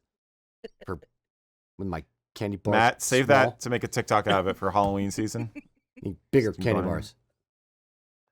All right, Sean Smith, friend of the channel. He was just in the show. Just in the store. He's going to be in the show. Questions in all caps. Number 1. Where is Rocky hiding the candy now? Number 2. What is the deactivation code for the laser grid he installed to deter Kirk Kinnaman from getting the candy? Number 3. When can we expect to see other color leather straps and metal kilt fittings? Okay. One of those questions is not like the other. Where is he hiding the candy? The candy is hid in a vault in the shipping area, underground, guarded by lasers and wolves. Wolves, okay. And honey badgers, because they don't give up. Yeah. Nice, okay. Indeed. Second question was what? I forget already. What's the deactivation code for the laser grid that deters Kirk Kinnaman? The deactivation code is 1, 2, 3, 4, 5. It's the stupidest combination I ever heard in my life. That's the kind of thing an idiot would have on his luggage. That's amazing. That's the same combination as my luggage. That was planned. You're welcome. For those who love Thank you. Spaceballs. Yes. Yeah. Acting. Okay, but for seriously. I thought he was high-fiving me. Yeah. Oh, no.